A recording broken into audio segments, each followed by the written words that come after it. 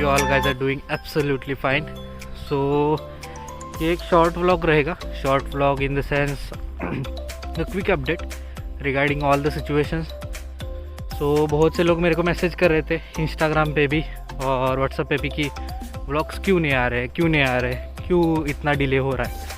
तो हाँ, थोड़ा सा डिले चल रहा है क्योंकि थोड़ा सा मैं सेट हो रहा हूँ. इधर सेट होने में बहुत सा टाइम जा रहा है. वो ये फॉग आ रहा है, इसको निकाल दो. सो मैं सेट हो रहा है यहाँ पे सेट. और एक थोड़ी सी छोटी अपडेट की मेरी तबीयत थोड़ी सी डाउन चल रही है क्योंकि इधर का टेम्परेचर बहुत ही ड्रॉप डाउन हो चुका है. मतलब अराउंड -1 -2 तक गया था 2 दिन पहले. तो उसकी वजह से तबीयत थोड़ी सी ख़राब चल रही थी और मैं थोड़ा बाहर भी नहीं जा रहा था इसकी वजह से ही. मतलब थोड़ा सा प्रिकॉशन ले रहा था, घर में बैठ रहा था, थोड़ा गर्म पानी वगैरह पी रहा था. सो व्लॉग्स नहीं आ रहे थे इतने दिन तक. लेकिन बहुत से लोग मेरे को मैसेज कर रहे थे मेरे प्रीवियस व्लॉग्स देख के कि फ़्लाइट का क्या सीन चल रहा है, मतलब इंडिया से यूके आने के लिए फ़्लाइट्स का क्या सीन चल रहा है. सो मोस्ट प्रोबेबली जो भी फ़्लाइट्स है सारी की सारी चल रही है. सारे प्रोवाइडर्स फ़्लाइट्स दे रहे हैं. जस्ट द थिंग इज़ कि आपको RT-PCR कंपल्सरीली करना पड़ता है. RT-PCR कंपल्सरीली आप कर लोगे तो there is no one who can stop you from boarding the flight.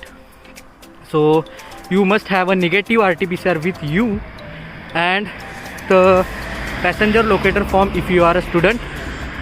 And student नहीं, सबको ही भरना पड़ता है शायद से. वो अपडेट मेरे को नहीं मालूम, वो देखना पड़ेगा. You check out on UKVI website. और पैसेंजर लोकेटर फॉर्म में आपको वो मतलब सब कुछ भरना पड़ता है कि आपका कोविड टेस्ट का जो भी नंबर होगा, वो जो आपने बुक किए होते second day covid test. So nowadays second day covid test चल रहा है यूके में. तो मतलब सेकेंड डे को ही आपको लैटरल फ्लो टेस्ट जो रहता है वो करना पड़ता है. सो जब वो आप कर लोगे तो आप यहाँ पे फ्री हो जाओगे, मतलब निगेटिव रिपोर्ट आने के बाद. So that's one thing.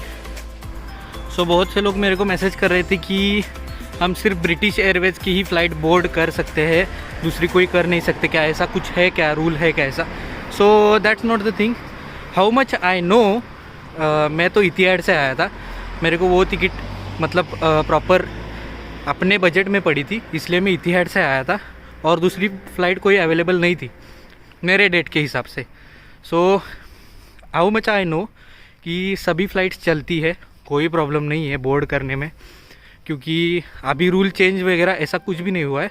मतलब अभी मेरा फ्रेंड भी आया है 2 दिन पहले ही. सो ही ऑल्सो बोर्डेड द इतिहाड वाला flight, the same flight which I board.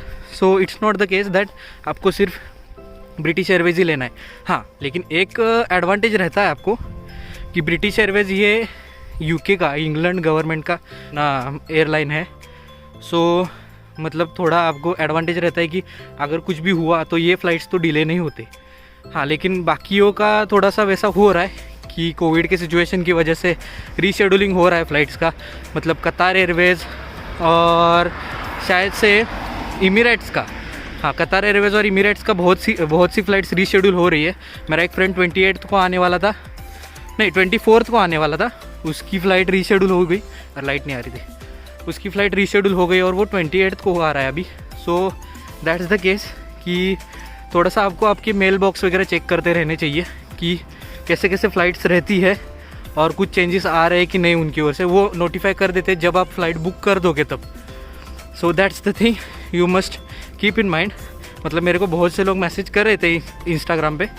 So I am telling this purposely.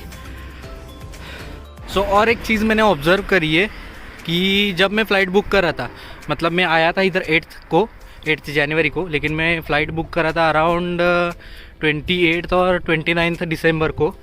सो उस टाइम पे मैं चेक कर रहा था तो ब्रिटिश एयरवेज़ की मैनचेस्टर के लिए डायरेक्ट फ़्लाइट कोई भी नहीं थी. मतलब सब कनेक्टिंग फ़्लाइट्स थी. लेकिन कनेक्टिंग फ़्लाइट्स में प्रॉब्लम क्या होता है कि एक फ़्लाइट को वेट डिफरेंट होता है और सेकेंड फ़्लाइट को वेट डिफरेंट होता है.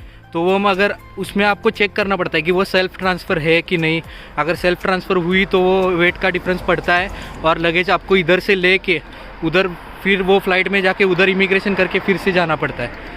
तो वो भी एक चीज़ ध्यान में रखो कि फ़्लाइट बुक करते वक्त वो भी एक चीज़ थोड़ा सा ध्यान में रख सकते हो आप।